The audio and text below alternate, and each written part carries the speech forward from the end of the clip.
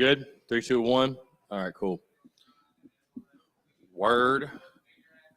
All right, we're live Wednesday, May the 25th, 2022. Appreciate y'all coming out. We are live at Tin Roof in the Vista, taking your questions, comments, as we have officially now, after last night, entered the offseason because Gamecocks athletics is over, baseball's over, and we got nothing to look forward to until September. So, I mean, unless, I want to throw respect and throw support on, I guess soccer will be fired up. Maybe some other things, but I don't know. Does anybody in here watch soccer? Probably not. But tomorrow we'll begin the countdown, 100 days till kickoff. But, we have entered the quote-unquote off-season. I don't even like to say off-season because there's no off-season for us. I mean, we keep rolling with content and everything. But as far as on the field watching Carolina, we've entered the slowest part of the year, which is the summer. But very excited, beach season, lake season, pool season. I think I might be venturing down to the beach on Saturday. So it'll be a good time, but I do wish I was watching the Gamecocks play in some capacity. Those tuned in digitally, Brendan, Travie, Colton, John Edward, appreciate y'all. And again, appreciate y'all coming out. $3 drafts, $3 rumple, $3 fireball as well if I don't hit myself in the face with the microphone first. Great food, great people. Yeah, it's always a good time at Tin Roof. We got a beautiful night for it also. So, again, appreciate y'all coming out. Any questions you have? Like I said, man, the first show with baseball's officially in the books. Gamecocks dropping the game last night to Florida, and now we await to see what the future holds for Mark Kingston and the South Carolina baseball program. We got the SEC tournament on right now. Arkansas, Alabama playing. I'm still going to be following along. We're still going to be following along because now yours truly is doing SEC content as well. So going to be watching along. I think Florida and A&M play tonight. That would have been us had we won the ball game, but unfortunately did not. My guy John Rice asking a question. Baseball season, how would you grade it? A through F. You know what's funny? I don't think I'd give it an F. I'll at least give them credit to there were some injuries, but I'd probably give it like a D-. I'd probably give it a D-. I mean, you go under 500, I can't. I mean, like I literally just got like kind of triggered right before we went live because Gamecock Baseball on Twitter posted a quote from Andrew Eister, and I love Andrew Eister, man, but talking about this team and we're a bunch of grinders and battlers. I'm like, maybe let's just lay off Twitter for a while because we went fucking below 500. You know what I mean? Like let's just not tweet for a while. You know what I'm saying? Like we're a below 500 club. Below 500 clubs shouldn't be tweeting. You know what I'm saying? Like, well, yeah. I mean, I'd agree with that. I'd agree. And I mean, I'll just say this: if you're somebody out there, which is most of you, that didn't like Chad Holbrook and thought he should have been running to town, and you don't think Kingston should, you're a hypocrite. Bottom line, because guess what? Holbrook, that last team, his last team that went 13-17 and didn't make the postseason, that one had injuries too. That one had damn near more impactful injuries than this team. You lost Will Crow that season. You lost Clark Schmidt that season. You lost Tyler Johnson. You lost a bunch of hitters. I mean, you lost a bunch of guys. So, I mean, if you're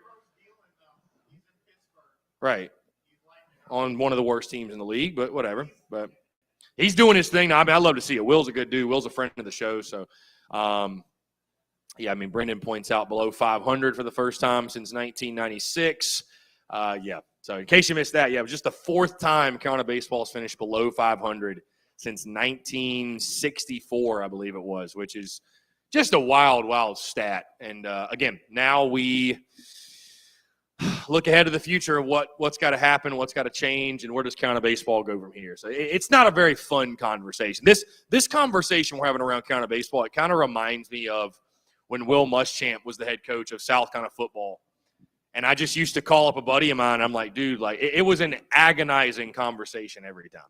Just depressing, the state of the program, when you're going through a 4-8 season.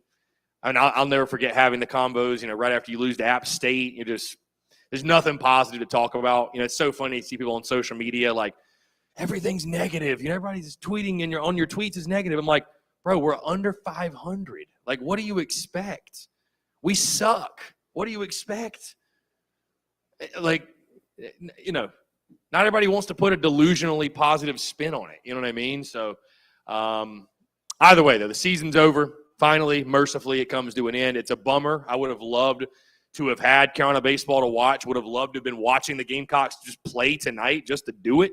You probably would have had to win the entire SEC tournament to even get in postseason play, but it would have been fun, if nothing else, to have a little more Carolina baseball to watch. But that is not the case, and we turn our sights towards, I guess, football, right? Recruiting will be pretty big in June, I guess, but really July we have SEC Media Days, and then from there, I mean, it's on. Heck, tomorrow, starts 100 days to kickoff, and we're actually, for those who did not see it, we're actually going to do a special Twitter Spaces tomorrow morning at 10 a.m. just to kind of talk ball and celebrate the official start of like the real countdown, I think, to kickoff. That's when we'll post a video every single day, every single morning, counting down to kick and stuff like that. So it's really fun. It builds up the excitement, builds up the energy, everything. Not that Shane Beamer and company need it, but just something to keep the energy up. But either way, we'll do that Twitter Spaces at 10 a.m. Also, in case you missed it, if you're interested in it, the SEC Unfiltered content, I teased that for a while. Brand new entity is live. Podcast, social media, everything in between. Yours truly just adding to his plate. And I have began to get after the SEC content. So at SEC Unfiltered, if you want to check it out, if you're interested in following more than just South Carolina, that's what I'll be doing. And to give you guys an idea, if you want a more so a full breakdown, because, again, we're here to talk Gamecocks, but if you want a more in-depth breakdown of what it is, kind of the way we shoot shit here, that's what this show is in its entirety, but about the entire SEC. It is a very, very laid-back, casual, fun conversation, humor, if you will. Not quite as in-depth, and with South Carolina we dive into like the key players and we give predictions for every single game and this, that, whatever. This is more like a high-level overview, fun, just like a conversation you'd have it with anybody, any bar in the SEC. That's kind of the way I look at it. So if you want to check it out, at SEC Unfiltered, SEC Unfiltered on iTunes, Spotify, Stitcher, Google Podcasts, wherever you get your podcasts. Again, really, really good time, and I'm excited to see how that evolves and that grows. I think the growth potential for it is massive, to be honest with you. What's your take on Lane Kiffin saying that college football is professional? I think Kiffin's frustrated with NIL. I think a lot of where he comes from is he's frustrated with it. I don't blame him, though. And to a degree, I don't think he's totally off. I think I won't go as far to say like it's professional football, but the concept of amateurism it's not really a thing anymore. Like amateurism is at least for a certain group of player, right? Amateurism is not a thing anymore. And guys have always gotten the bag, you know what I mean? Guys have always gotten the bag. That's always happened. And I like NIL. That's the fun thing. Like NIL is one of those things you could just debate it and talk about it. Like we could spend the entire preseason just talking NIL every week. NIL and transfer portal and how to handle it. Because I think why it's so polarizing is like there really isn't a great answer or a great solution. Nobody has there's not one answer where it's like, this is it. You know what I mean? This is the solution. So how do you fix it? Again, you've opened Pandora's box. You can't go backwards, right? Guys are getting paid now. I mean, it's just. What's to stop another big program like Texas or Texas A&M from, saying, we like a guy on your roster? Nothing. Yeah.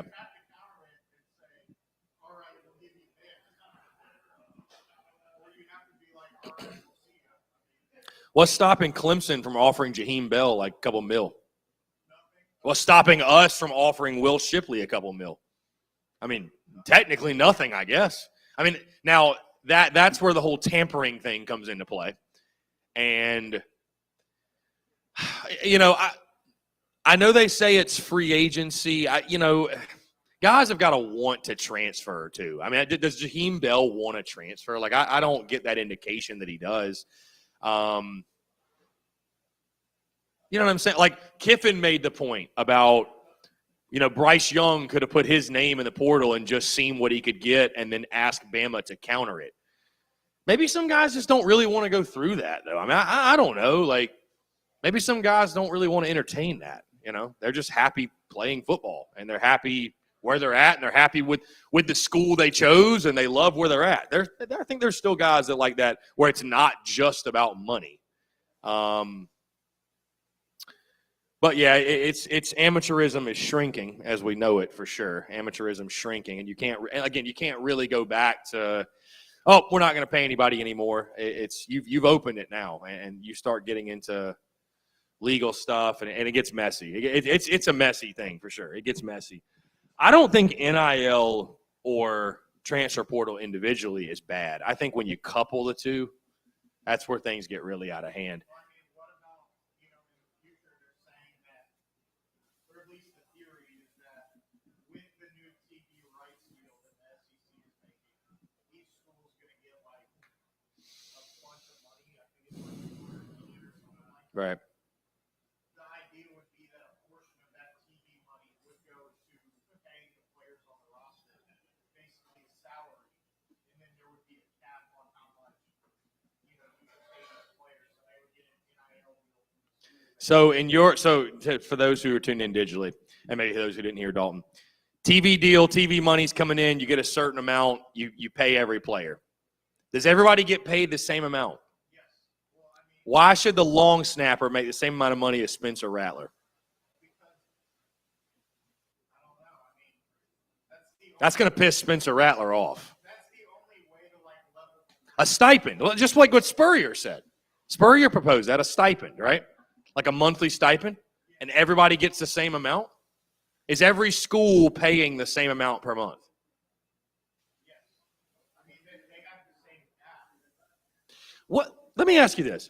What do you think the issue is we're trying to solve doing this? Like, what's the problem we're solving?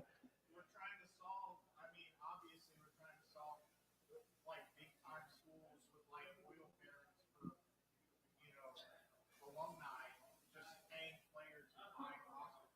I'm just saying, like, why are we paying players in general? You know what I mean? Like, what are we trying to solve with that? Why do players need to get paid? I don't think they do. I'm not in favor of players getting paid. But I think once you've already made an NIL thing, Right. you can't put it back in the box. You can't say, oh, Right, you're right. Yeah, you can't go backwards. We can't go backwards. But I just like, it's like, what problem are we trying to solve here? You know what I mean? That's when you really think about it. we're trying to solve parity. A&M buying an entire roster full of Parity. We're trying to solve parity. Do you think parity's ever really going to exist? You think we're ever really going to get parity? You think we're going to get it to the point where, like, every year a different team is winning the national title? And, like, the playoffs totally different every year? And Obviously not, but there are levels to parity. Whenever Right. you have A&M who's signing more 5 stars than an entire conference, I think you could say that they have an unfair advantage because of their money. it's just interesting. You know what I mean? It's interesting to think about.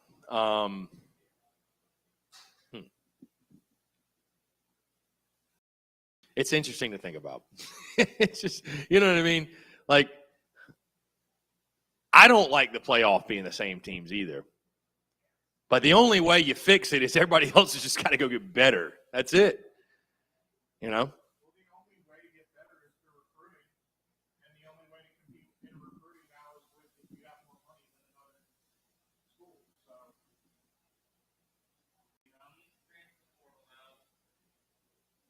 You can use the transfer portal. You can. Yeah, I don't know. I'm just like racking my brain here thinking about this.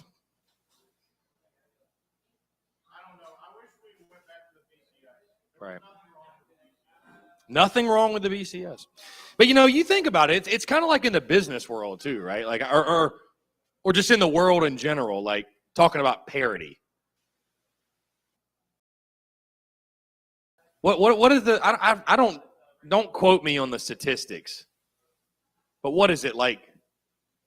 The top 1% in the world, or the top 1% in America, have more wealth than like the bottom 90% do, or something like that. It's like the same way in college football. The top 1%, they get 90% of the best players. That the rich get, it's a rich get richer thing.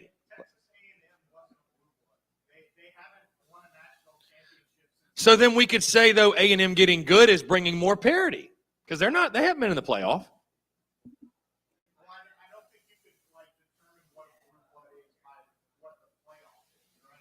Yeah, I mean, I wouldn't say A&M's a blue blood. I wouldn't say that. Yeah. Right.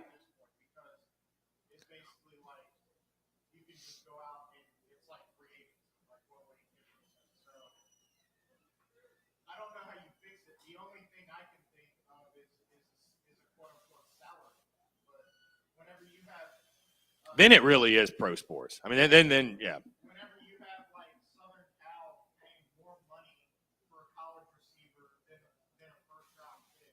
It's insane. It's insane. Like, yeah. When does it end? Either someone's going to have to get burned by paying a player this much. You know, they pay them $5 mil, $8 mil, whatever, and they just absolutely suck. And they're big. But that's the only way. Yeah.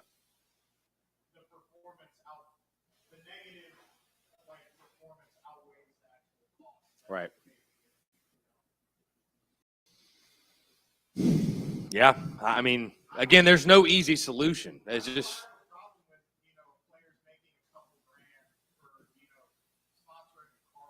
Right. But it's just whenever you ramp it up, mm-hmm. these insane numbers, it's like, when does it end? This isn't college football. True.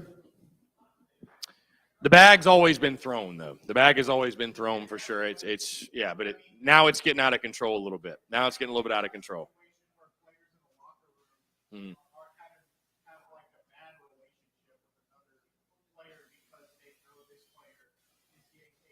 Oh yeah. What about the way fans treat players? What happens when Spencer Rattler goes and throws 4 interceptions against Georgia, and he's making all this money from NIL? It's a little bit different now. I mean, it's just it's a different ball game. Yeah, like you said, God, that's another thing, just another thing. And I mean, I talked to Brad Lawing about this over the weekend. That I mean, the job these college coaches have now, man. I mean, it's tough. It's really tough. It's really, really tough when you factor in what they've got to deal with. Basically, they got to recruit their own roster, and they got to go get a new recruiting class, and they got to worry about portal. And then you got to worry about NIL and one guy getting disgruntled over another because this guy's getting paid this much. It's a lot to deal with. And then you got to worry about just winning games, keeping your own job. It's a lot to deal with, man. It's a lot to deal with. Really, it is. So that's why I said I'd love to be the position coach. Just give me $500,000 to coach running backs, and you ain't got to hear from me ever again.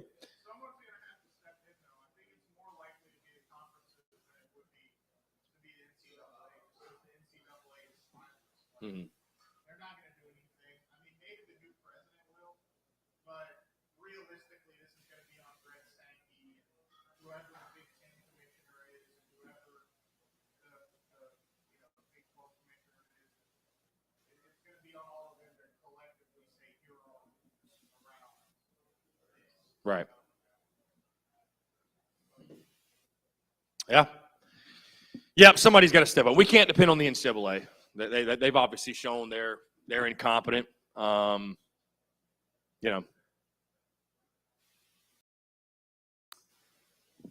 Yeah, I just again I don't I don't really know how you handle it. I don't know how you handle it, my guy. Let's switch it up a little bit. John Rice asks, what comes first in football? Beating Texas A&M, beating Clemson, or beating Georgia? Good question. Well, we've never beaten A&M before, so I don't know how I feel about that one. Although I do say I think this year could provide an opportunity for an upset just because we got them at home and we got a bye week beforehand. So maybe, just maybe. Yeah, well, I mean, maybe we can scheme them up. I don't know. I don't know. You said Clemson, is that right? You said Clemson?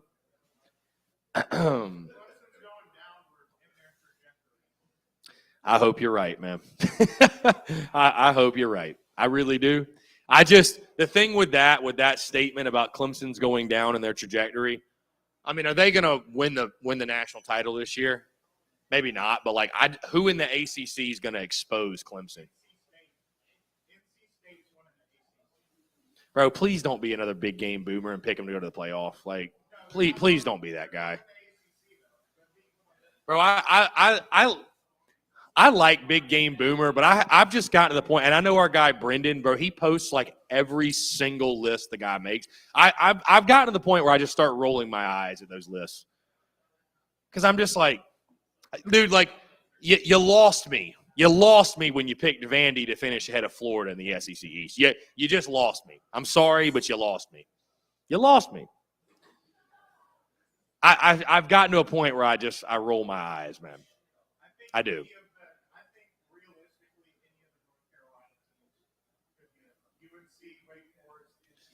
Bro, I think UNC's gonna suck again. I think UNC wasn't good last year. I mean, I'm glad we won the Mayo Bowl, but it didn't like we beat a top 10 North Carolina team. That team wasn't all that great. Not taking anything away. I'm just saying, like, they're not going to beat Clemson. I don't think they're going to beat Clemson. What? Wake maybe could. Maybe they could. What I fear is I think Clemson's year last year was all about DJ Uiagalelei not being worth a damn. I think if they find the quarterback again, they've still got talent all over the place. Oh yeah, their D line is filthy. Like,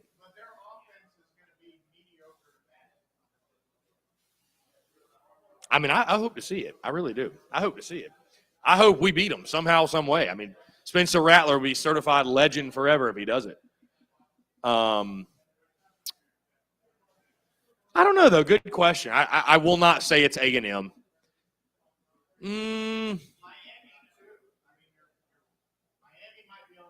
I mean, what really needs to happen to knock Clemson off is like Miami, Va-Tech, Florida State. One of them needs to like get back, really, really back. Like,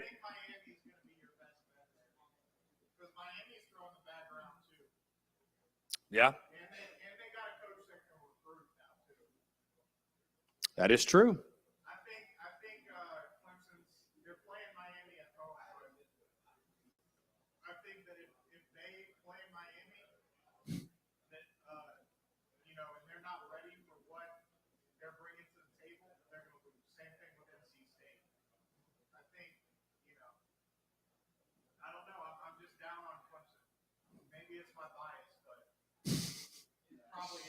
Yeah, I mean, I have not sat down and like looked at their schedule and like, well, here's what they're going to be this year. But I just look at it as like in the ACC, man, you can have a down year. They won 10 games. Like, that's the difference. If Clemson was in the SEC last year, that's a 6-6 team probably, And we're really talking about them having a down year.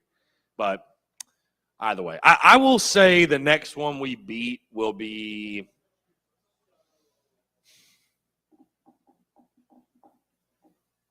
I don't know, because I feel like then I'd be making some bold prediction because it's like, well, when are we going to beat them?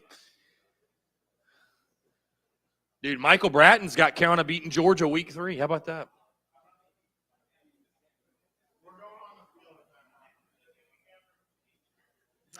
He's got Carolina losing to Arkansas and then beating Georgia. Now, that'd be some Gamecock shit right there. That would be very Gamecock. Look. Bro, by the way, that mercy, like losing last night, that was the most Gamecock way to lose a ball game. Like, we can't just lose 10-0 and, just get blown out and put us out of our misery. No. Let's go to extras and really make it excruciating, Guy couldn't have just scored early, like when they held him up when they should have sent him. Couldn't have just won that way. No, we gotta ball's got to come out of the glove when we think we're going to I literally thought, I was like, we gunned him, going to the 11th, let's go. And then you see the ball on the ground. It's like, Been doing that for 200 years, Chris. yeah. Why stop now? Why stop now? Truly. Yep. So, anyways, T Love saw where Beamer was rated a top 10 quarterback. Yeah, I think that's pretty fair take. Somebody asked David Sellers, do you think they should expand the playoff to 8 teams? Yeah, I think playoff expansion is a good thing. Yeah, I do. I just, and it's not even like, I talked about this last week a good bit, but I don't think expanding the playoff to 8 or 12 or 16, I don't think it's going to help you get a different champion. Like what Mike Leach said about the Kentucky Derby, where he's like, this is why you have so many horses racing, or like it's like, I'm sorry, but Coastal Carolina is not going to get in the playoff and make some magical run and win it all. I mean, I feel like football's a game. Football's not baseball or basketball where, like, do you feel like Cinderella runs happen in football? Like, I feel like the best team generally wins. The team that has the best size, speed, athleticism, like that, I feel like that generally happens. Like, there aren't many years where I've looked at a champion and been like, that team just had no business winning it. Like, Like that year that we beat Georgia at home, we had a decent roster. We had an SEC caliber roster. We were a mediocre team in the SEC. which year are you talking about? When we beat Georgia At home. in 19, yeah. You mean on the road in 19? Yeah, them at home. Oh, them at home. Oh, yeah. I'm not saying upsets don't happen. I'm just saying, like, the teams that win it all, I feel like generally I'm like, yeah. I mean, I don't know. I mean, most of the time, the teams that get into the postseason are so far above everybody. Well, and that's what I'm saying, like the whole parity argument, though. Like, I don't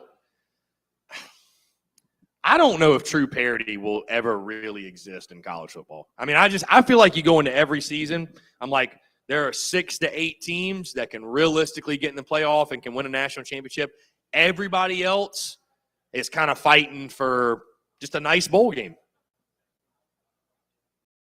I'm telling you, I've said this before, and nobody likes to hear it, but college football fans, a lot of their problems would be solved if y'all just learn to be happy to go 8-4. I'm telling you, everybody would be a lot happier if they realized how fun 8-4 is. I'm not saying settle for mediocrity, but I'm just making the point that there's only one Alabama. There's only one Georgia. There's only one Ohio State. I'm not saying it's fair that, they should have more resources than somebody else, but bro, Alabama's Alabama, and they're going to be Alabama forever. Like, would you disagree? I mean, I think Bama's just Bama at this point. I mean, Once they get rid of Nick Saban, they'll sort of come down right. a little bit, but obviously Bama is still going to be good. Like, even if Nick Saban isn't the head coach there, Right. Right. But I mean, that's the same way. And granted, Bama's been bad before. Who could ever forget South Carolina going to Tuscaloosa in 2004 and beating them? I believe it was 20-3 or 24-3, or Savell Newton, Dondre Pinkins. Who could ever forget that? Bama fans leaving early in Tuscaloosa. So Bama sucked before, which is hard to imagine. Hard to imagine. The thing is, you've got to make it so that the bedrock of the game has quote unquote parity.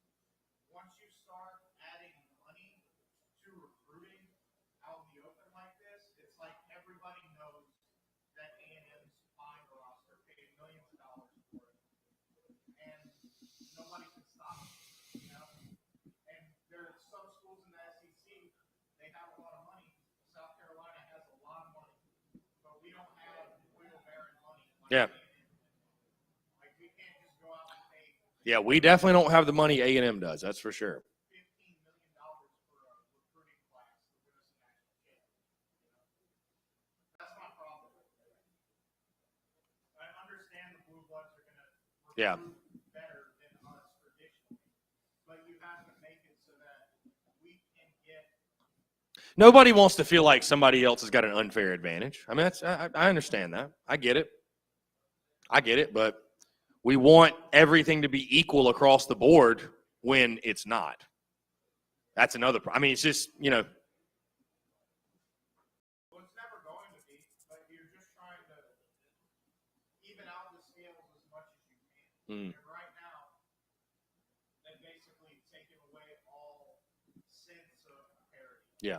I just don't know, like, I don't know how you control boosters. You know what I mean? Because, like, let's just say, for example, I don't know who's a 5-star we're going after right now or whatever. Let's just say the number 1 player in the country, whoever he is.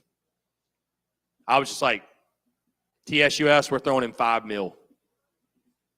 I don't think the NCAA should be able to stop me. I want to go get the player. I want the player to come here. It ain't got nothing to do with the NCAA. This is hush money. Right, but depending on how much money you have, if you're the owner of Yellowwood Lumber, you're over at Auburn just writing millions. Is the owner of Yellowwood Lumber an Auburn alum? Yeah, I didn't know that. he's a big booster. I didn't know that.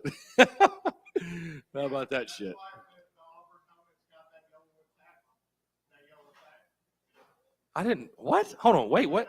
Oh. I was like, wait, what? The Bone Mix was sponsored by Yellowwood. You got an NIL deal from Yellowwood for millions of dollars for going to Auburn. So, well, actually, What was illegal about that? nothing. See, that was the whole thing with Saban. And what day did that happen again? That was it late last week, though, right? Yeah, it was late last week. Yeah, that's right. Late last week.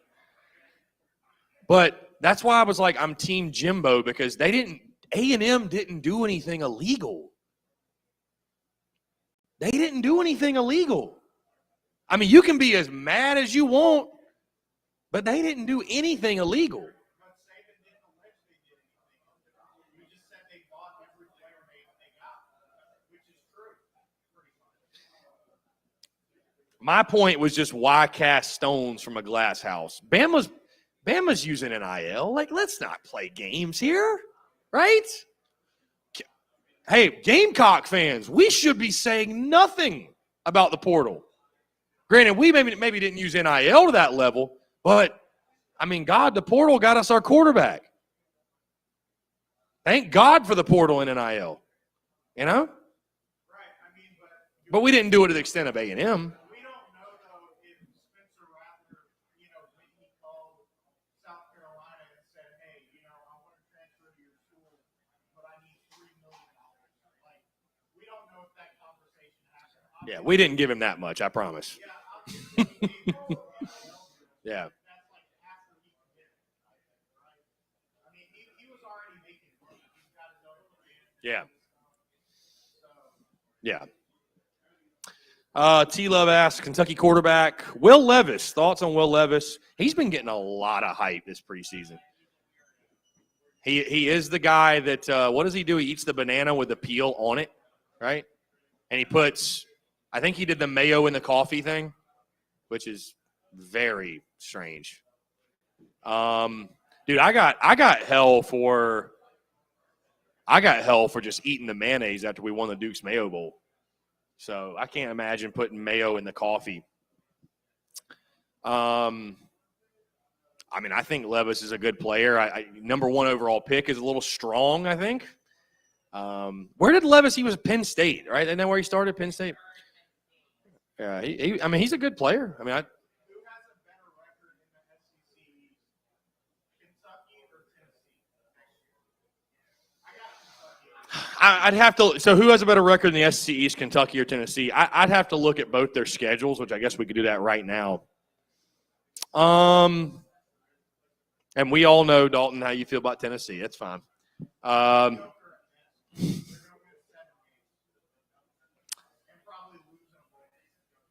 Win 7, losing a bowl game. Okay, for Tennessee. Let's see. Let's look at Kentucky's football schedule. Kentucky's football schedule. Actually, you know what I'm going to do? I'm going to look up the SEC helmet schedule. for the entire conference. I will at some point print this out and make all my picks. Let's see. SEC helmet schedule. Here we go. All right. Kentucky. Miami of Ohio, dub. At Florida. I'm just going to go through the schedule. Youngstown, Northern Illinois, at Ole Miss, Carolina at home, Mississippi State at home, bye week, at Tennessee, at Missouri, Vandy at home, Georgia at home, Louisville at home. All right, Tennessee's schedule is Ball State, at Pitt, Akron at home, Florida at home, bye week, at LSU, Bama, back-to-back weeks, UT Martin, Kentucky, at Georgia, Mizzou, at Carolina, at Vandy. Just off the jump, get them both pulled up. Off the jump, I think Tennessee is losing to Bama, Georgia, probably at LSU. I mean, I'd like to say us. I'd like to say Carolina. I'd like to say Carolina snaps the streak against them. 3 years? We haven't beat them since 2018. I was at the game.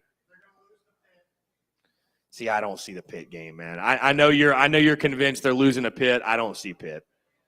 You think Pitt's going to be worth anything after Kenny Pickett's gone? How? But I'm also, this is what I'm not going to do. I'm not going to pretend like I know jack shit about Pittsburgh football, where I'm like saying they're going to be terrible or they're going to be world beaters. So I'm just going to go ahead and put it on record. All of my football comments right now on May the 25th, I will be much more educated on these teams come early July when I've actually sat down and done some research and I start really diving into football. So this is all high level, just, I like I said, I'm not going to pretend like I know anything about Pittsburgh football. Who wins the Kentucky-Tennessee game? That's the question. It's in Knoxville. Kentucky goes to Knoxville.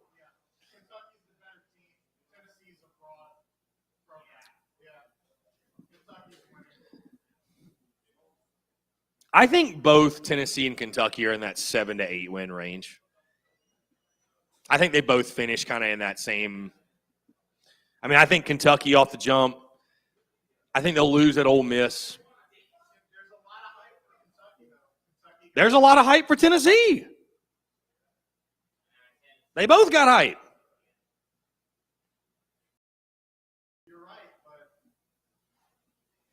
I think we've got hype, honestly. I think we've got some hype.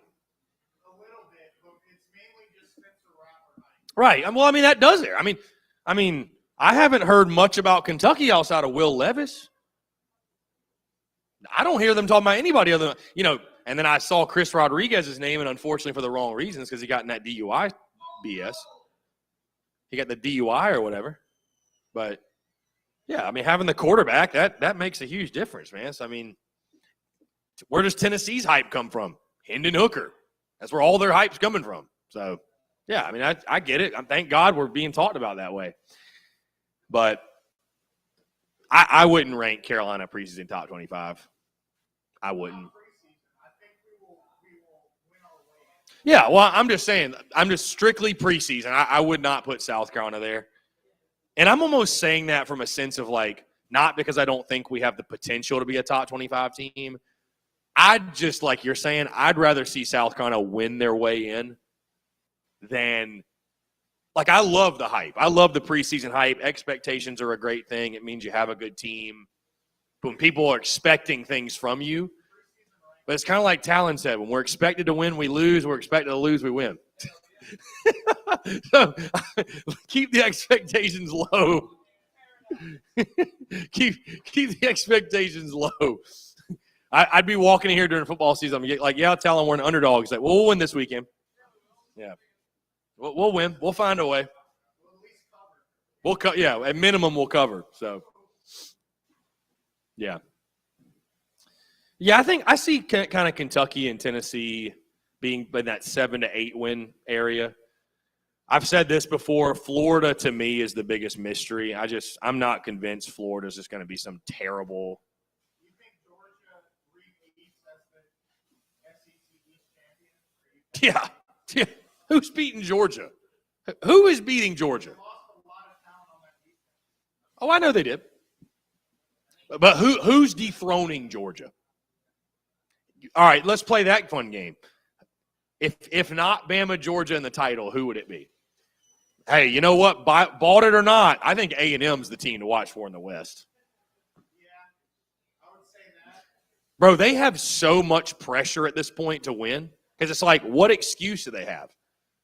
They've recruited at a high level. Even before this year, they've recruited at a high level. They invest dumb money in facilities. They've got Jimbo, who's won a national title. Heck, they beat Bama last year. Like, it's time for A&M to put up or shut up. What'd they go last year, 8-4? Can't go 8-4 with that roster. Just can't do it. Cannot do it. You can't do it. You just can't do it. If I'm an A&M fan, I'm telling you, we cannot go 8-4 again. We cannot go 8-4 again. Got to be a double-digit win season. Well, I mean, realistically, I don't think Georgia will end. They won't, not be the SEC champion. But I can see them not going undefeated. I can see. Oh, it wouldn't shock me if Georgia lost a game. I can see like 2 losses. I think like. You think they lose to Oregon in week 1? Maybe. I think it's possible. I think that would be a good game. Bo Nix. I think they could lose to South Carolina. I could see the Oregon game being like you're saying, there's so many new faces on defense. Like, Georgia's got studs. They're 2-3 deep 5 stars. But, bro, there's just no way they're not going to feel any sort of drop-off when you lose all those guys. For the same reason, I think South Carolina is a game where we could potentially go in there and have a really good game and win. I mean, even if Dalton's calling his shot. Carolina beats Georgia. You heard it here first. like Brad saying we're going to lose to Arkansas, I could see us having a bounce back game. So you think lose to Arkansas, beat Georgia? Potentially. I mean, it's early in the season. Nobody really knows what they got. There's obviously a lot more talent on South Carolina's roster. Georgia's going to be coming into a hostile environment. I could see it. All the elements that you need for a good home upset are there. By the way, you know who P-Dawk is, right? P-Mod? Yeah. He says that we're not beating Georgia. Tell Dalton to have another drink. I'm not saying we're beating them. I'm saying Okay, let me not put words in Dalton's mouth. He didn't lock in. You are locking in Tennessee, though. Yeah, you're locking in Tennessee. Okay, you're locking in Tennessee. Fair enough. verified.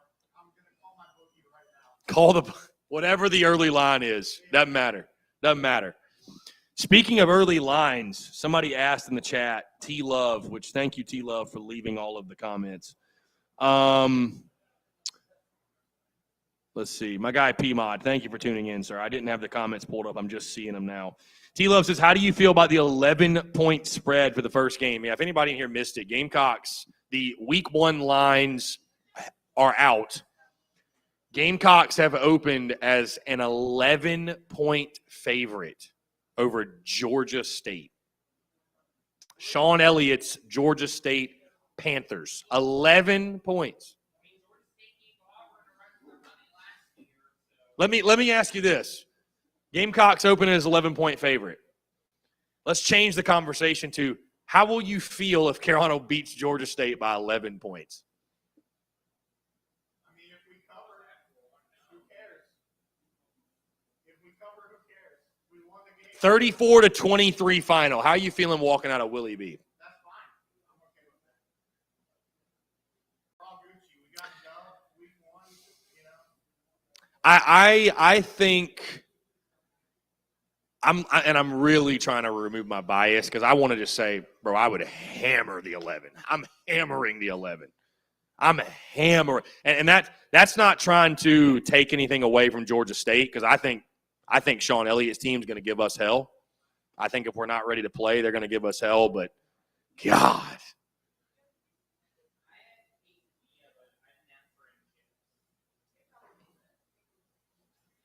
Attaboy. No, yeah, the 11, bro. I would hammer the 11. I would hammer the 11. Crush the 11. Do you like our chances of beating Georgia if we go into Fayetteville and we get lucky there? See, I'm not one of those. Like, well, we won this week, so we're gonna lose next week. Like, do I like our chances better or worse against Georgia if we beat Arkansas? I like them better. I like them much better. Because again, that right there is the school of thinking that Beamer's trying to get rid of. That, well, like we are programmed, and I'm not blaming anyone because there's a good reason for this, but like we are programmed as Gamecock fans that it's like when something goes well or things go well, we don't think to ourselves, things are going well and they're going to keep going well. What we think is things are going well, we're due for something bad to happen. Or like, when is that bad thing coming? Not is it coming, when is it coming? Like, I literally had somebody tell me last year, I don't know if it was, I don't remember which game it was, or like maybe it was before, Auburn was the week before Clemson, right? Last year? Yeah. I think it was that game. Somebody told me, they're like, man, I'd almost rather just lose to Auburn because, if we lose to Auburn, we'll end up beating Clemson. And I'm like, how backwards is that? Like, how does that make any sense? Like, so, yeah, I'm not going to be like, you beat Arkansas, and it's like, well, that just means we're not going to beat Georgia. Like, what does that even mean? Like, that's the school of thinking. And again, I'm not blaming anybody because we've done enough in our history to warrant that school of thinking. But it's like that does not mean anything. That equation, the math ain't mathing. That math ain't mathing. You know what I mean? So.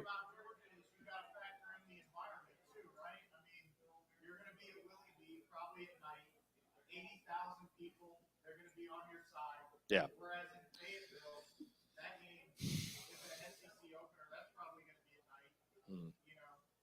They're going to have a lot of fans there. So right. It's going to be No, Fayetteville will be a nuts environment. Nuts environment. It's like I have heard so many fans talk about that game and that road trip. There's going to be a lot of fans going, but I will tell you this: this is sort of a side note. We are doing watch parties at Carolina Ale House again, confirmed. So I will not be going to any road games. Let me go ahead and get that out there. Note, including Clemson, and I'm not even mad at it because I don't even want to throw a tailgate in the middle of that madness. I know. Trust me. There are games that because I haven't been to the only stadiums I've been to. Charlotte, obviously Willie B, Clemson, Georgia, and LSU, and that's it. I haven't been to Gainesville. I haven't been to Vandy. Haven't been to Fayetteville. Haven't been to Kentucky. Like Tennessee. I rode by Tennessee. I didn't go in. I went to baseball. But haven't been to Neyland. I like our chances against Florida on the road, but it's like you look at your record against Florida on the road, and it just doesn't look that great. I feel the same way. I don't think we're just going to waltz into the swamp and we have historically struggled there. So. It depends on what Florida is. Like, because again, that's the biggest team where it's like they have the most question marks. They right. could be an above average team or they could suck. Yeah, I just again when you're the whole big game boomer, they're going to finish below Vandy. That's come on, man. And I get it. You're trying to make a stir. I mean, listen, I've even thought to myself, and I'm not going to make a pick unless I believe in it, but I'm like, in my head, I'm like, man, I'd kind of love to be the guy that's picking Carolina to beat Georgia. You know what I mean? Or Carolina to beat Clemson. You know what I mean? Like, be that guy, the bold pick guy,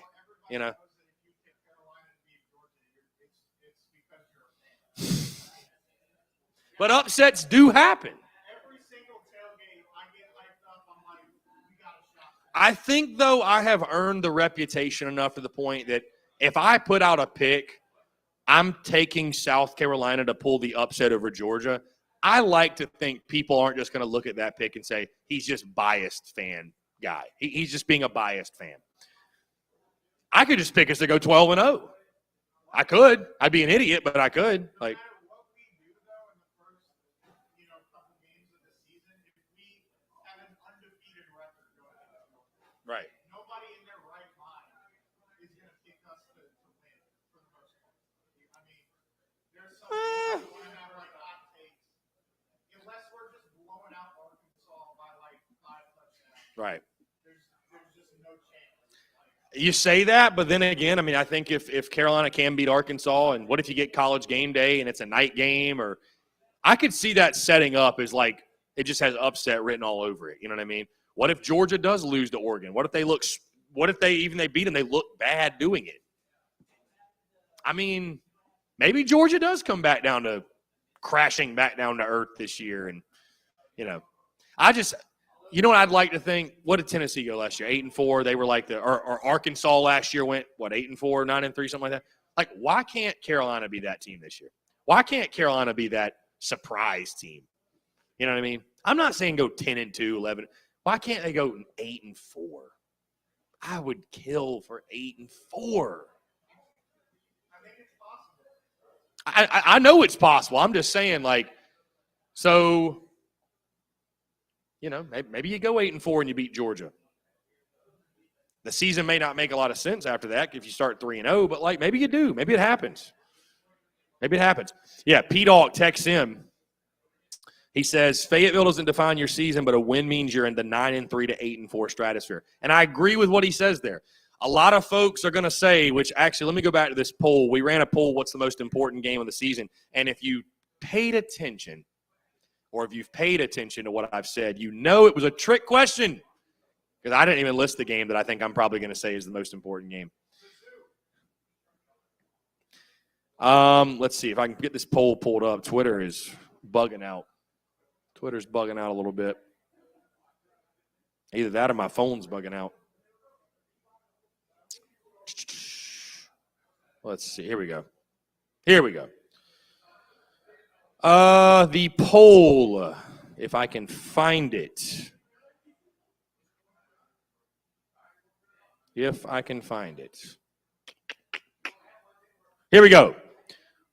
1,014 votes. What is the most important game of South Carolina's 2022 football season? Which I love the people that respond to this and go, the first one, all of them. Like, bro. The no fun police has chimed in.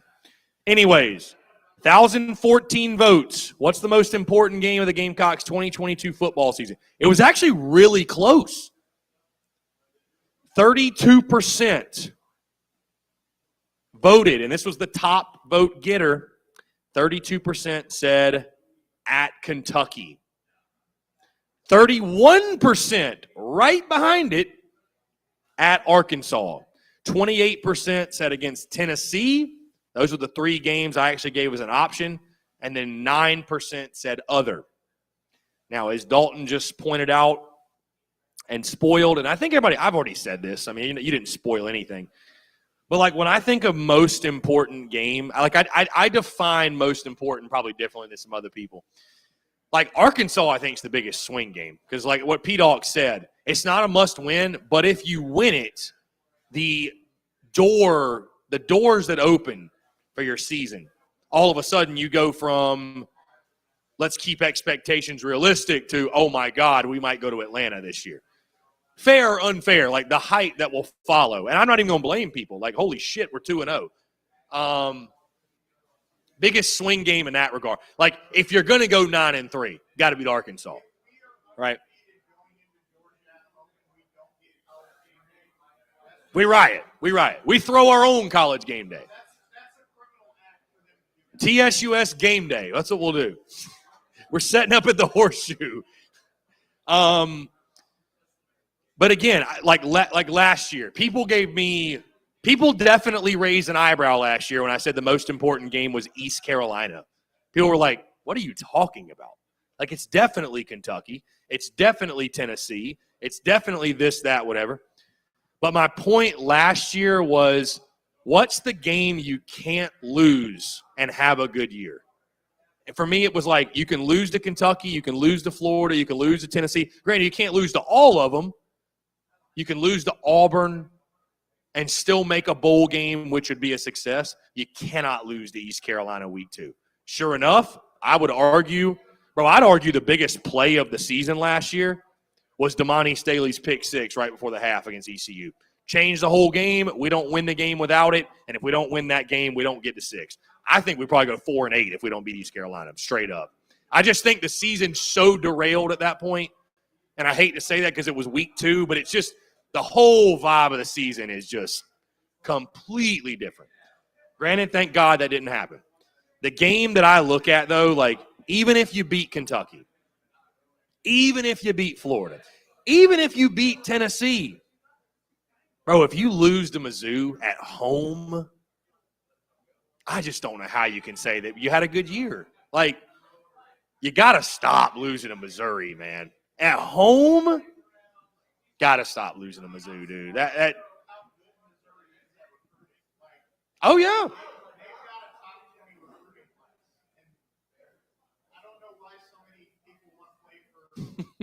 Drinkwitz? You're not a Drinkwitz guy. He's a dork. He's a dork for sure.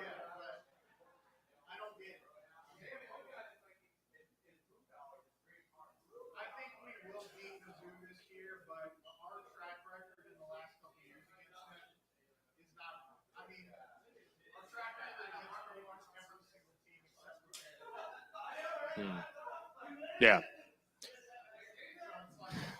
Yeah, you gotta get back to beating Missouri and Kentucky on a yearly basis. I think we all agree with that to, move up the SEC East ladder. Can't just keep losing those. I don't disagree. Kentucky's a huge game. That's just the game that losing to them stings so badly. Yeah, tough game. Tough game. We will be an underdog unless we're like 6-0 at that point. Something crazy. We will be an underdog. No doubt. No doubt we will. And I don't like it any more than anybody else does. I hate it. I hate it, bro.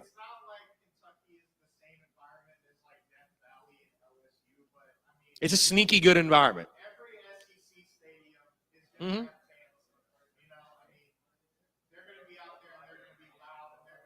Think about this, by the way. Since the losing streak to Kentucky, I mean, I know we don't have necessarily a streak right now, but we lost like 7 of the last 8, which is just makes you want to throw up. But you think about it. Since that streak really, I mean, actually think about this. Since 2012, every game in Lexington has been at night. 12 was at night. 14 was at night. Yes, 16 was. 18 was. 20 definitely was. Every game's been at night there. I think didn't that one start at like 3:30 or something? Or did it start late? Oh well. 2008 was at night. Oh, that's right. 06 was at night. 08 was the trick play Garcia to Wesley Saunders game. Blocked field goal, Catna-Munderland back to the house game. How do I recall that? I don't know, but I do. No, I recall I was at a baseball tournament. I remember keeping up with it on my phone.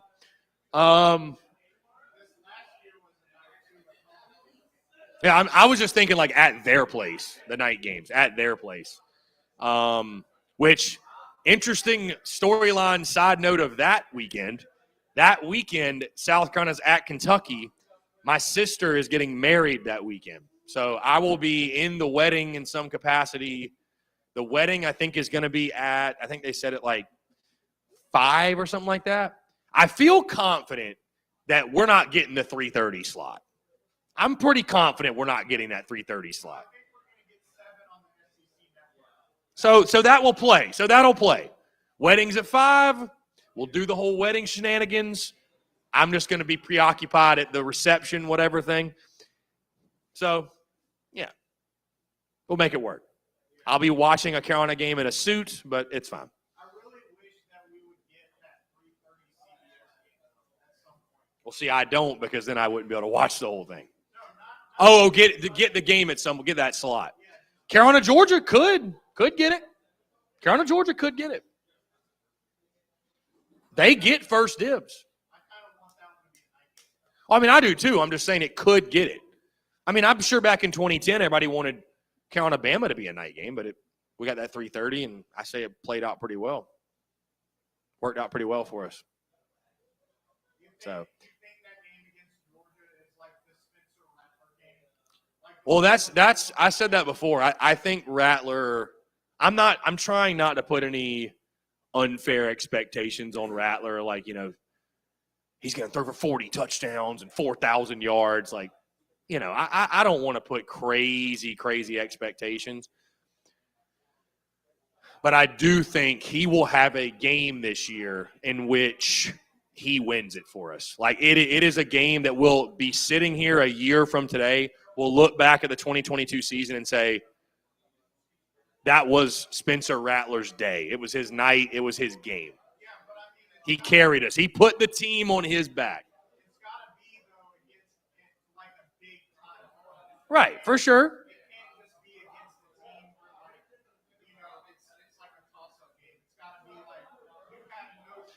Dude, honestly, I think if he went on the road to Kentucky and threw for 340 and 4 tutties, I'd call that that's a hell of a game. I mean, it's a huge win.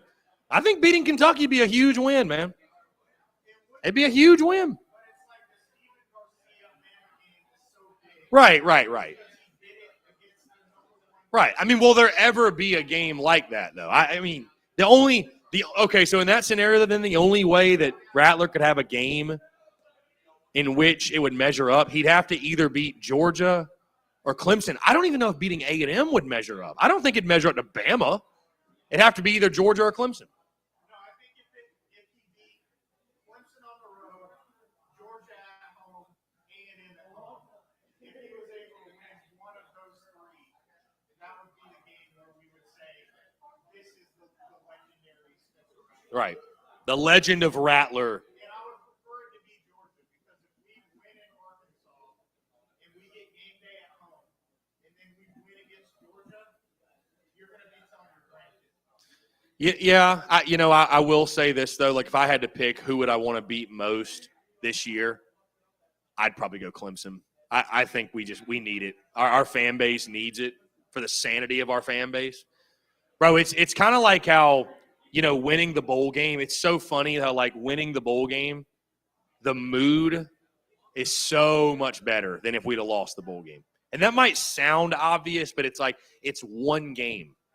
If we'd have lost the bowl game, I feel like all the preseason talk it's not, oh, man, Jaheim Bell this, Dak Joyner that, NIL here and there, and we can do this and that. It's this is a prove-it year. Question marks abound. The expectations, I don't think, are nearly what they are just because you won the bowl game. Dude, you beat Clemson. You could go 7-5. You beat Clemson, you had a hell of a season. That's true. Bro, we could go 6-6. If we beat Clemson, there's a lot of fans that would chalk it up as a successful year. 1,000%.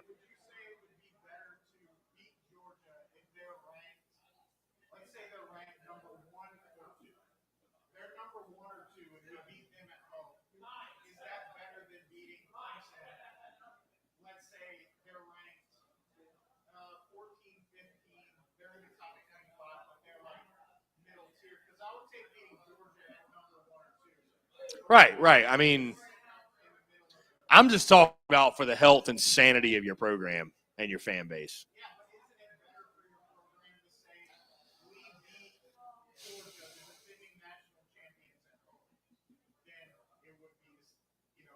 Well, we don't have a 7-game losing streak to Georgia. That's the only thing. The streak hurts. The streak hurts. Here's a side note. We're going to take a break at some point. We've been going nonstop. Does the streak reach double digits? I don't think it does. No, I don't think it does. They have to win 3 or 4 more times in a row. Yeah, right. Literally 3 more times in a row. Yeah, I don't think that's going to happen. I hope not. Truly, I'd hope not. T-Love says, please discuss Kingston. I would give him 1 more year. Yeah, fuck that, bro. I don't know what you need to see, my guy. I don't know what you need to see. I don't know what you need to see. I mean, we can't hit. We can't hit, bottom line. We couldn't hit last year. We can't hit this year. What's going to change next year? I almost don't even have any energy left to debate it. Like, we can't hit. You know? So, let's see. Let's see. All right. Yeah, we've been going nonstop. Phil, let's jump into we'll take 5 here. Again, $3 drafts, $3 Rumple, $3 Fireball as well. Get yourself a bite and tip your bartenders also. So we'll continue to take questions. This has been awesome. This has been riveting. Dalton, thank you, sir. And Hayden, thank you. Appreciate y'all coming out. Like I said, we'll take 5 real quick. And, yeah, we'll keep it rolling here on a Wednesday. Beautiful night for it.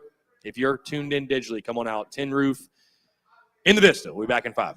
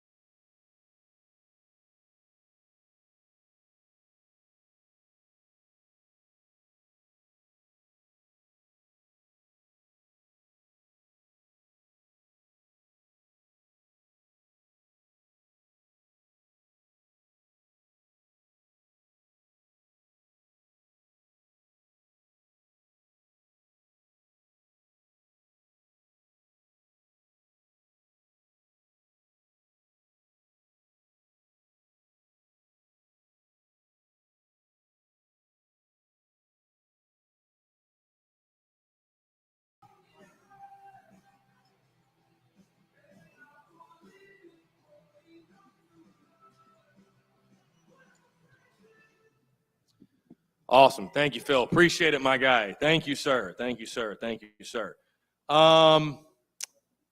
Let's see.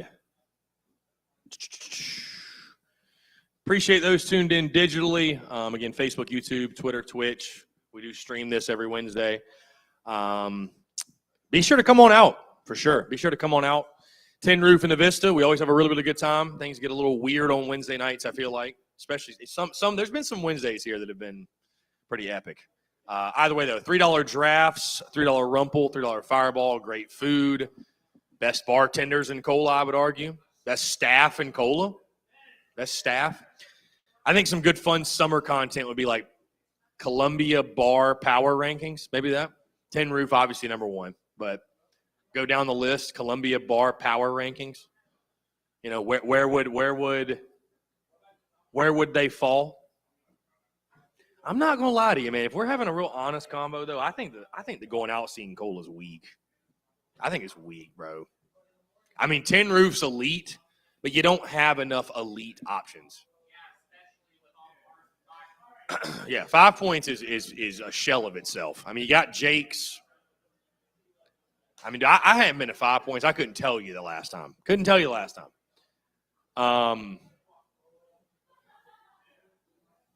Wow, Bama got out of it. Holy shit.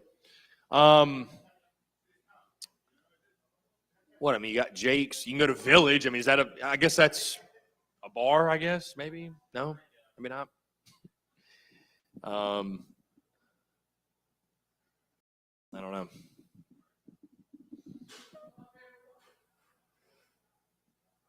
Pearl's upstairs. You got I mean, there's not a whole lot of places, bro. You know, then you start getting down to like the saloons and the cotton gins of the world, which are great for what they are, but Pinch, shout out the fine folks at Pinch. They're awesome. Pinch is actually dope. Wednesday night bingo, yes. Wednesday night bingo indeed. Yeah. Shout out Wednesday night bingo. Not a whole lot of options, though. The Woody. Anybody going to the Woody? Hendrix. People going to party at Market on Main, maybe? All roads, though, normally on a weekend, they all lead here. They all lead right here. They all funnel to Tin Roof. Yeah. Business is booming here. Like,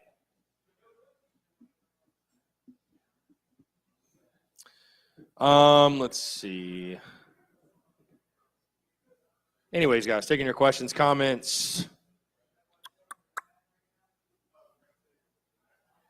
Very excited, by the way. I will mention this. If you have not seen it, you have not followed it, at SEC Unfiltered.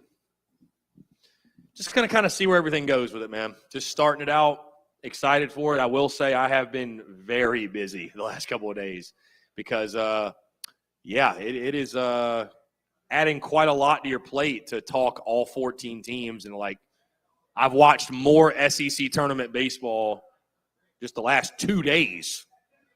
Because normally I'm just watching Carolina. We lose a game, and I don't watch anymore. So – but I'm excited, man. I'm excited for this new venture. I mean, again, I won't bore you guys with the details, but just if you listen to the show, you've heard it. We dropped episode 1 Monday. A lot of in that episode, the story behind the why I'm doing it. But just excited to expand, man. And we're just – well, so the Brad Lowing conversation I'm going to include in that. But, yeah, I'm excited for that, too, to start venturing out to guests that aren't South Carolina related, you know what I mean? Like that played at other schools, you know? So listen, here's the way I'm operating it and managing it, because it is a managing of workload type situation. I'm not going to work myself to death. I'm not going to overexert myself, you know, where I can't put my best foot forward with TSUS, because TSUS is still my number one priority. It is what puts food on the table. It's, you know, rocking full steam ahead with TSUS. But all the other time and energy, I have, and I'm going to put my best foot forward with it as well, but, you know, I'm going to put towards the SECU stuff. So I have not dove into getting guests on quite yet. But yes, that is definitely something I'd like to do. And I think that's cool that, you just open yourself up to so many, possibilities with, just big time SEC personalities and athletes and all that stuff. So, So, I mean, are you confirming right now that you're going to get media credentials to SEC media? I'm very confident in saying it'll happen. Yeah, I'm speaking it into existence. That's not even to say that, like, I will 110% even go. But I think and it's also not to say that, like, getting credentials is not a very big deal to me. It's not even a deal at all. It's really not. People think it is, and trolls on social media or people, they just think that hurts me so badly. Maybe early on it did, because when you start doing this, what you think is, and this is what most fans think, oh, well, you have credentials, you're legit. You must be legit if you have media credentials. Like, that is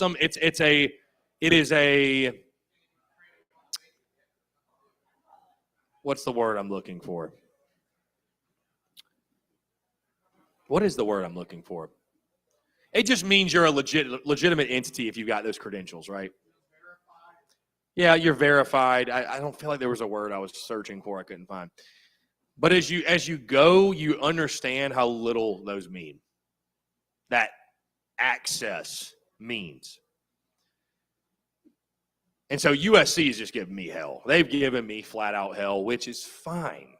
But what's funny, like, it's not hard to get credentials. It's not hard. It's not hard. I know, and this is no disrespect to anybody, but, like, I know small college baseball accounts, tiny entities, they get credentials to the SEC tournament like just nothing. Just nothing. SEC just hands it out like candy. So getting credentials to the SEC, like to SEC Media Days, it's not really that difficult. But when you're filing under the name The Spurs Up Show or under the name Chris Phillips, and there's a blockade in front of you, a.k.a. Steve Fink, you're screwed from the jump. You don't have a chance. You just don't have a chance. I couldn't even get Tony Annan, the soccer coach, to jump on the airwaves. Interview gets denied. Whatever, man. Creative control over access. You know what I mean? I agree with that. Creative control over access. I just think your coverage of SEC Media Days will be, you would give us a perspective that most of the quote-unquote national writers aren't going to have, because most of them travel in the same circles, they think the same way. Yeah, I would have the opportunity to ask questions. That's the other thing, too, though, is like, again, you get that quote-unquote access. Like, everything I'm talking about, people get quote-unquote access to. It's all on YouTube. It's all on TV. The press conferences are all there. Like, it's not like you're really missing out on anything other than the opportunity to ask a question yourself. And then, I guess you could say, like, the number one perk you'd get having, like, let's just say media credentials at South Carolina football. Well, you get free tickets. But where are your tickets? They're in the media box. You're up there with the media. And if you don't understand how media works, like the unwritten rules, you can't wear the colors of the team you're covering. You just can't be a fan. No cheering. The press box, it's quiet as a church mouse. People just typing up on laptops. It's a workspace. It's an office, basically. So me on game day is not going to fit in a press box. Like, I'm rocking my own merch. Like, I'm not. You got to be able to turn up on game day. I want to be down there in the trenches with the real fans. You know what I mean? Like, that's where I want to be. Now, granted, like Josh Pate, for example, right? He's going to these stadiums and getting on the sideline. I'd love to be on the sideline for like another SEC team. That'd be fun. I would love that. Hey, Texas A&M Bama, I will gladly go and wear a white T-shirt, not pull for anybody, and just enjoy the college football. I'm cool with it. Doesn't bother me at all. That'd be fun. But like on the Carolina side, for example, like a lot of people don't even probably notice or realize this. April Fool's Day, I put out TSUS has become a credentialed media member. Everyone believed me. Dude, I was getting texts and calls from people. Congratulations. People literally thought it was true because it is so silly. Like, you look at us and you'd be like, well, of course they have credentials. I mean, look how big they are. Look at how, you know what I'm saying? It's all just silly, man. Like, college athletics is just so, like, walking on eggshells, touchy-feely. Like, they don't want you to say anything negative about them. And I understand it to a degree in the sense of, like, it's going to be a pretty awkward working environment if I'm calling for your job as a head coach and I'm going and sitting in a press conference room with you and asking you questions. But at the same time, it shouldn't be. Because I'd tell Shane Beamer right now, Coach, I love you, but if you start losing and losing consistently, I ain't going to have no other choice. We don't have a choice, you know? We go 5-7, 3 straight years. I'm handcuffed. Right? Like, If you don't do it, somebody else is. I mean, you don't think that Mark Kingston is getting, calls about his job right now to raise yep. Right. Yeah, I mean, listen, when it comes to Kingston, when it comes to any coach, let's just take the Kingston situation, for example, though. Like, I was far from the first to say it. But I would argue I was the loudest and most influential voice to say it. So, I mean, it comes with the territory, man. It is what it is. But we love it. I love it personally. Making waves. Love it. Connor McCormick, the baseball SID is Kent Reichert. Kent Reichert is your baseball SID. So,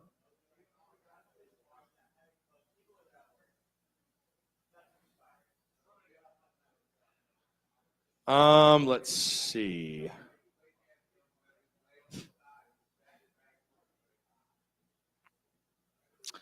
Again, guys, we are taking your questions, comments, everything else. But yeah, anyways, back to the original point. Yeah, I feel confident speaking to existence that SEC Unfiltered will get credentials. Yes. And I can't wait for that day. Not even because, like, I just can't wait. You know, SEC Media Days airs on SEC Network and Shane Beamer's at the podium. And, yeah, Coach Beamer. Dude, people don't even realize when I went to the Welcome Home Tour last year. So I went to the Welcome Home Tour, right? That was at, I don't know if you recall this. It was at Williams-Brice Stadium. You had to buy a ticket, whatever. Somebody had hooked me up with a ticket. I ended up going. And Beamer speaks, and they have a Q&A session. I asked Beamer a question. I was like, give me the mic. I don't get to ask you questions any other time. And I asked him last year about goal setting and as a coach, like, how do you set your expectations, your goals on a yearly basis into the season? Harmless question. I'm not going to bite him. Right? I'm not going to ask him a loaded question like Fink probably thinks I'll do. No, it's just like, hey, you're a new coach. How do you go about setting expectations and, setting championship, like how do you set expectations as a head coach for your teams year in, year out? Like, what are your goals? Win the East, beat Clemson, whatever. But, like, how do you lay out those goals I worded it a little bit differently, obviously, but I don't remember exactly what I said in that moment. But, yeah, it was cool. It was a cool thing. And I look forward to going back this year. And I'll ask him another question. I don't know what it'll be. Maybe I'll give him a little bit more of a hardball. If you had to put a number on it, what's the dollar amount? How much are we spending it In the ballpark. What, yeah. Is it $3 million? Is it $5 million? About how much did we give Rattler? I've already volunteered to be the official madman for the University of South Carolina. If any of the boosters want to hit me up, I'll deliver that back. Don't even worry about it. Anyways. There's been a lot of, like, the adventure of TSUS, like, behind the scenes it's been an adventure for sure. It has been quite the adventure. I mean, to think back to the Muschamp days, you know, what a time.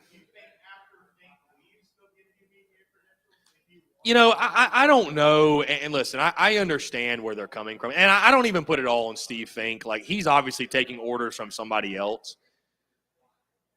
Like, I understand on one hand, like, hey, I've called for coaches' jobs. Like, that's a tough thing to deal with.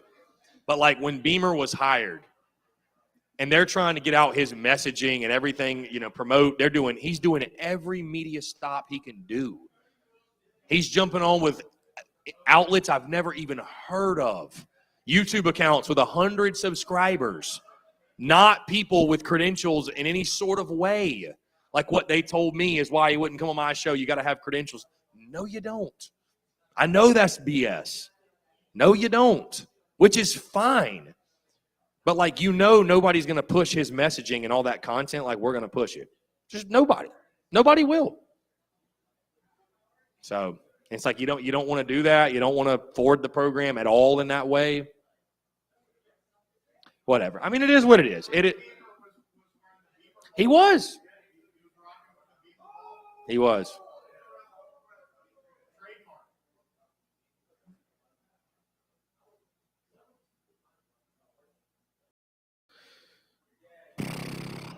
So let me ask you this.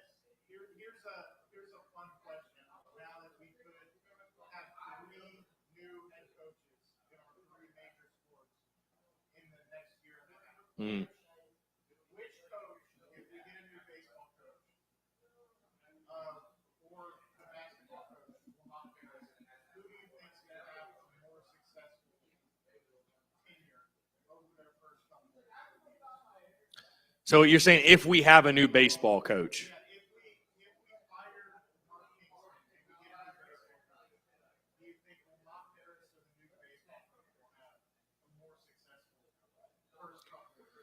I think the new baseball coach, because I think here's the thing.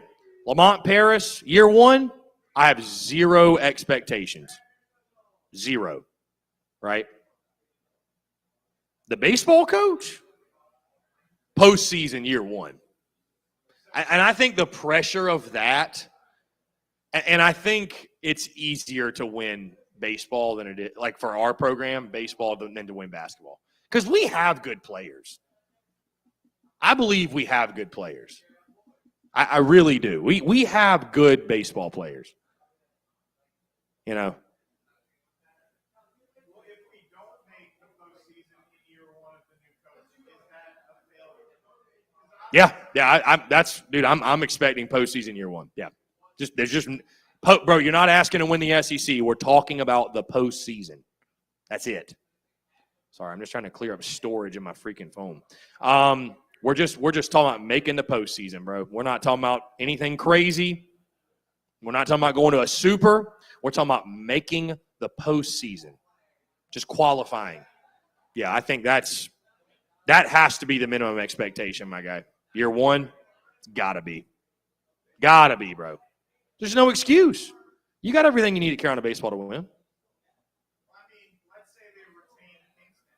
What is he going to have to do next year to get buy-in? They'd have to go, in my opinion, at minimum to a super regional. At minimum, I think you have to get to the super regional. Maybe host a super. So I think you got to host a super, probably. Yeah, it's just a tough situation because it's like I assume they're going to make a statement one way or the other Right. about his future here, whether it will be here or whether it won't. But it's like my thing is I don't want this to be a similar situation what the basketball hire was, right? Right. When they had a guy and then they didn't execute it, they didn't close the deal. Right. That seems to be our issue with hiring. Is it all Tanner's fault? I don't know. I don't think it is, but that's just a fact. I mean, every single new hire we've had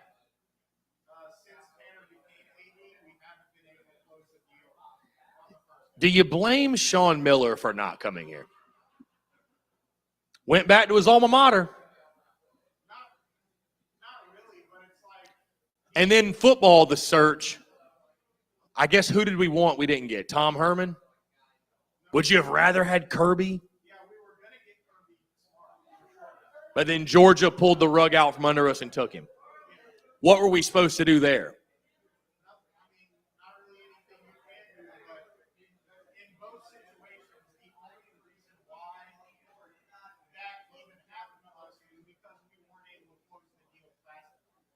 Right.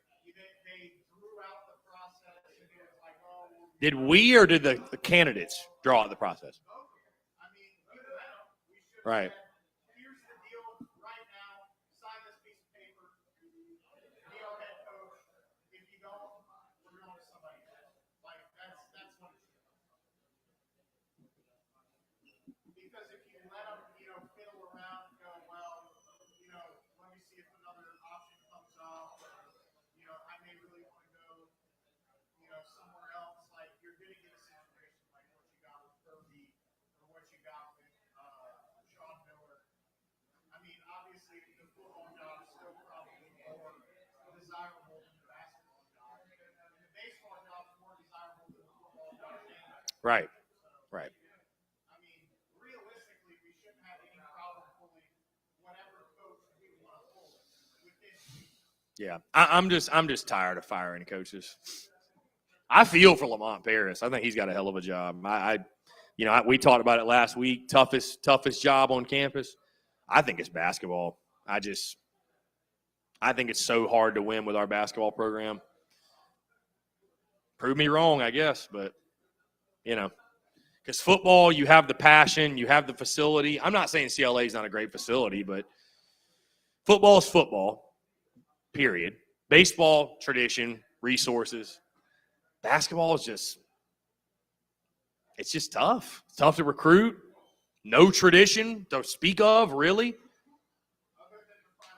Yeah, and then some great players, individual players, a couple NITs, but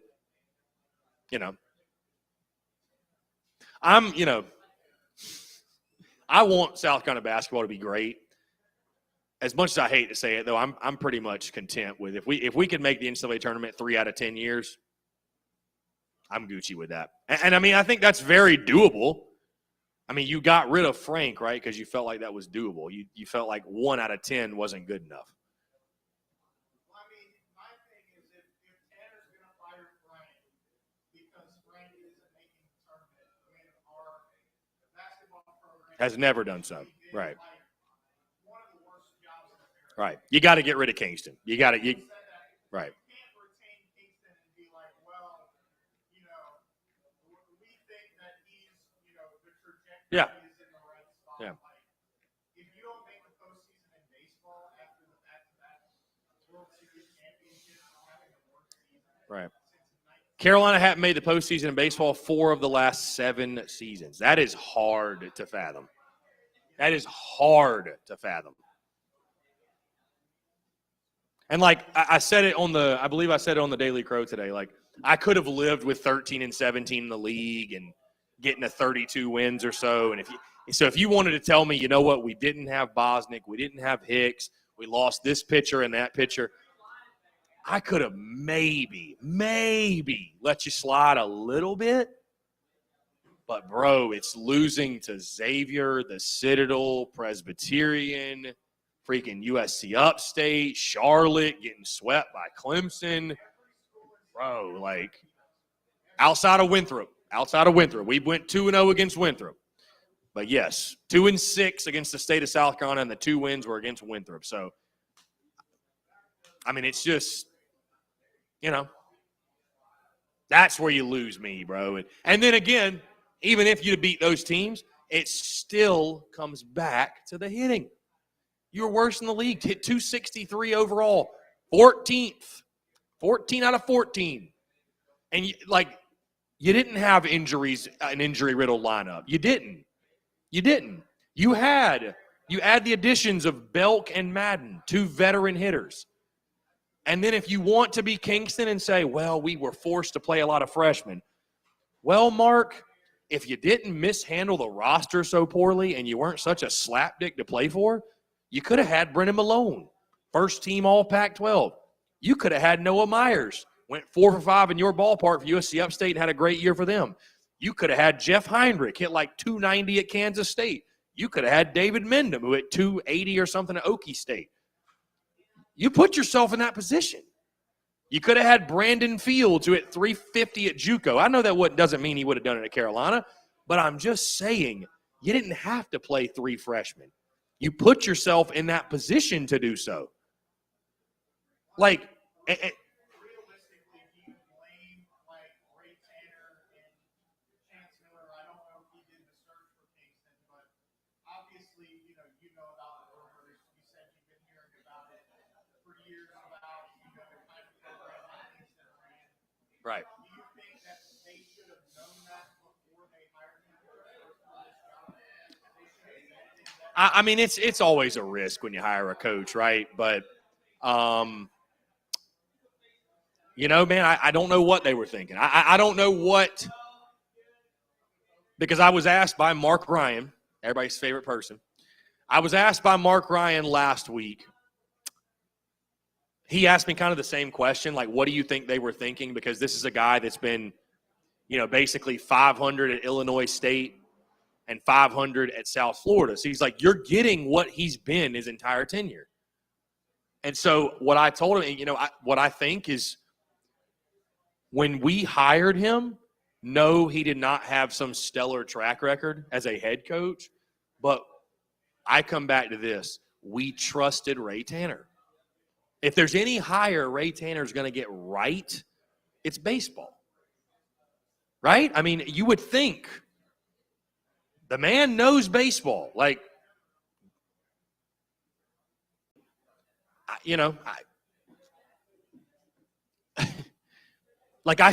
almost still like, what's crazy is I have so much reverence and respect for Ray Tanner. Is reverence the right word there? Is that applicable there? I'll just say I have so much respect for Ray Tanner for what he did on the diamond. I still feel like I still feel like in the back of my mind, like I'd be confident in him going to pick out a baseball coach because he knows baseball. Like, it doesn't make sense that he couldn't identify a good baseball coach. It just doesn't make any sense. I mean, obviously, when you hire at the mid-major level, this happens in baseball and basketball. It's like, you could be hiring a Hall of Fame coach, you could be hiring, just some mediocre guy who's going to get you, enough wins to be a little bit under 500 and not make a tournament. Like, Right. You could get either one. You're taking a risk with that. But my thing is, I don't think South Carolina should have to take a risk. I think they should be able to get whoever they want. I agree. I'm trying to look up because I'm trying to maybe see if I can connect some dots here. Ray Tanner. And we all know he came from NC State, right? Yeah, so Ray Tanner coached at NC State 80 to 87. Or no, excuse me. He was an assistant coach at NC State 80 to 87. You realize Tanner took over as head coach at NC State? He was 28 years old. 28, bro. I mean, he was the youngest coach, I think, or it says one of the youngest head coaches in the country. How was he not the youngest? Bro, 28. You imagine if we hired a head coach at Carolina, he was 28? Okay, so in 9 years at NC State, Tanner went 395, 173, and 3, and then we hired him. He took NC State to the NCAA tournament. They went to the tournament 7 of his 9 seasons, and he was named ACC Coach of the Year in 1990. So I was just trying to think, though, like maybe he saw Kingston's track record and resume and said, this is maybe because Tanner felt like, he was an unproven commodity. But reading that, I feel like Tanner was a pretty, postseason 7 out of 9 years. You're pretty damn solid. You know what I mean? You're pretty solid at that point. Like, you're pretty good. I think hiring Tanner, when we hired Tanner, It would be like if we hired Cliff Godwin from ECU right now. Because he's never gone to Omaha. But that dude, what he's done at East Carolina has been phenomenal. It's been phenomenal, straight up. And I'd take Cliff Godwin in a heartbeat. I know Scott Jackson's a name that maybe he doesn't have the credentials like you're saying. Never been to Omaha. Extremely hot name in college baseball, Scott Jackson at Liberty. So and that's the other thing too, like when I put out my top five candidates, I was trying to put out guys that I felt like were realistic. And I don't mean realistic in the sense of like I'm trying to have limiting beliefs on. We should be able to go get this job should be treated as it's an elite job because it is. It's an elite job, bottom line. We shouldn't go settle for you can't go hire another Mark Kingston. You can't do it. You cannot do it.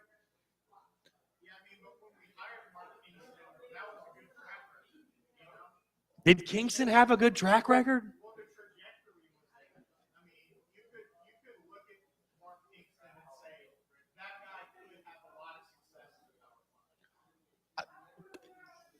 Could. But I mean, what are you going to do?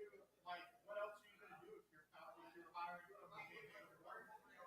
I mean, the only way to get around that is if you hire a proven head coach, someone like similar to Steve Spurrier. Yeah. I tell you who I wouldn't hire, and people kind of, love this. I wouldn't hire Landon Powell.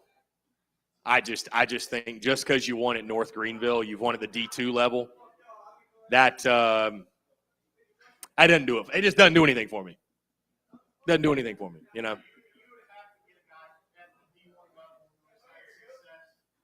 Yeah, I mean, dude, yeah, I mean, I love Landon. Don't get me wrong. I love Landon. Legendary Gamecock, right? Obviously. But again, yeah, I'd prefer to hire someone with Division I experience. Yes. Oh, yeah, for sure. Bro, I'd like to hire somebody that's been to Omaha, preferably, And I know that my top two candidates, Jackson and Godwin, didn't have that. But again, I was trying to list realistic guys. I mean, hey, if you can go get – I had somebody DM me this name today. Little rumor mill action.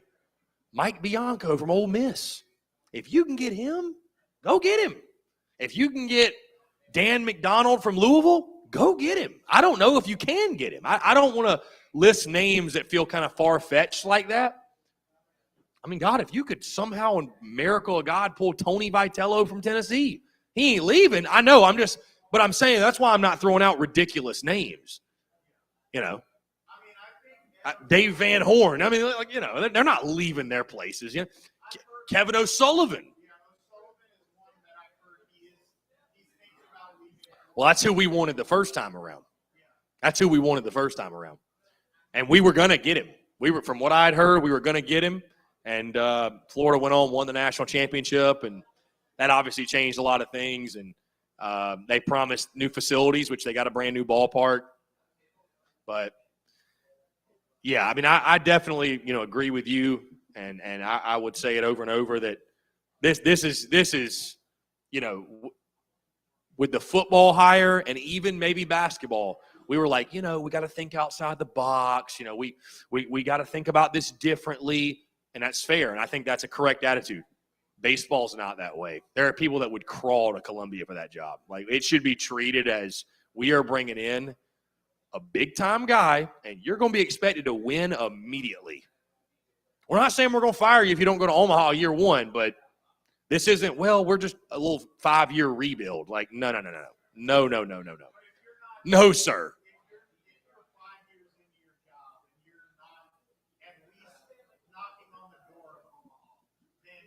That's fair. That's fair because you've got enough resources at Carolina to do so. Yeah. And again, I've said this over and over and over and over as we about to close up here. Been great conversation. If you want to make excuses for the pitching and the injuries, fine. If you want to make this excuse, that excuse, fine. Fine. But for me personally, and the whole reason one of the biggest reasons, outside of the losing, which is enough, one of the biggest reasons I finally cracked and went on record and called for Kingston's job, bro, how can you ignore all of the noise behind closed doors from the greatest players in school history, from parents of former players, from former players themselves? How many people does it take? You know what I mean? Like, guys, you don't want to listen to me? You think I'm a jackass? Fine. What about all the guys that played for him that think he sucks? What about guys that just get the cat out of the bag? What about the guys that left that are doing better, that will vouch and say he sucks? What about those guys? Are they dumb too? Are they just – when I first started hearing stuff like that, I didn't want to run with it because it's like, well, I mean, that happens. Right? Like there's going to be somebody salty here or there, didn't have the best experience. So it happens, right? It happens. Not everybody has a positive experience, right? But it's just so many guys. So many guys. I don't think it's going to be in Wingo's hands what he does. I think if you're saying if Kingston gets fired, right? Yeah, no, it's not going to be in Wingo's hands. It's going to be, does the next coach want him? Just because he played baseball at Carolina here doesn't mean they're going to want him on staff. You know what I mean? So, I'd love to see Scott stick around, obviously. I'd love to see Scott stick around. I love Scott. Scott's a friend of the show, good buddy of mine. I think Scott's a great asset for Carolina. But, it ain't really going to be up to him. You know what I mean? It's not going to be up to him. I mean, he's an assistant. He's at the, his fate's not really in his hands. You know what I mean? So if Kingston's gone, everybody else's jobs are. I mean, it's just like when Muschamp got fired. Like, I mean, it's like, well, what is T-Rob going to do? Well, he don't really have a choice. Like, unless Beamer wanted to keep him around, it's not like he can sit there and say, well, I'm just going to come back. Like, well, no, you're not. We don't want you to come back. So, but I mean, obviously, again, man, I'd love Scott to stick around. I'd love for the next coach to retain him. I think Scott's nothing but a positive addition. I mean, you have a guy in that building that understands the culture and was obviously a major part of it. That's only a plus for you. So, I mean, it's like football getting Pat DeMarco and Devontae Holloman and Shaq Wilson and all those guys, in the building. Having a guy like Wingo, that's only a plus. It's only a plus to have those type of guys in there. So, I hope he stays. And, hey, Kingston might be back. Kingston, I said it today. Dude, I literally went on record today. Gun to head, I think he's back. And I hate it. Yeah, I don't trust USC to do anything. Do you? You think USC is going to make the right decision? My thing is no matter what you do, you're in a bad spot. So if you get rid of them, at least you're going, we're in a bad spot right now. But if we start winning, then it's like I can say, well, I made the right call. Yeah. Hey, you know what maybe needs to happen? If Tin Roof really wants to be everybody's favorite bar in Columbia, they'll sign that $2 million check and get him out of there. So. $2 million is nothing. They write that off on their tax. What is that, like 10 kids' tuitions or whatever? Like, they write that off on their tax. Yeah. That's how much. But it goes back to the political aspect where the whole thing in the state house with the DOT. Right. They're complaining about buyouts. Yeah. Yeah, for sure. Yeah, it's the incompetencies behind closed doors. Either way, that's out of our control. Phil, I think we're going to get out of here. We got 5 minutes to go. I know these guys are trying to get set up for Shag Night. Again, appreciate y'all coming out. Dang, we got the baseball cut off. Yeah, stay tuned to all the content all week. We're out here every single Wednesday, 6 to 8. Outside of that, $3 draft, still a Rumple, $3 Fireball as well. Great food. Y'all be sure to tip your bartenders and have a great night. Wednesday nights at Tin Roof seem to get a little interesting from time to time, so enjoy yourself. Be safe. Enjoy the weather. And the preseason begins, man. 100 days to kickoff tomorrow. We'll have special 100-day content tomorrow, counting down the season. Maybe a coaching search will be happening. Recruiting will be heating up. Either way, we're going to still be kicking it, keeping the yucks coming, keeping the content flowing. We got the SEC Unfiltered stuff happening. So a lot of exciting things going down for sure. And we're going to try to get a tan in the meantime. Little beach season, a little lake season, pool season, whatever. All right, appreciate y'all coming out. Again, I'm Chris Phillips, the Spurs Up Show. Phil, send us into Shag Night. I see my guy waiting. What's up, man?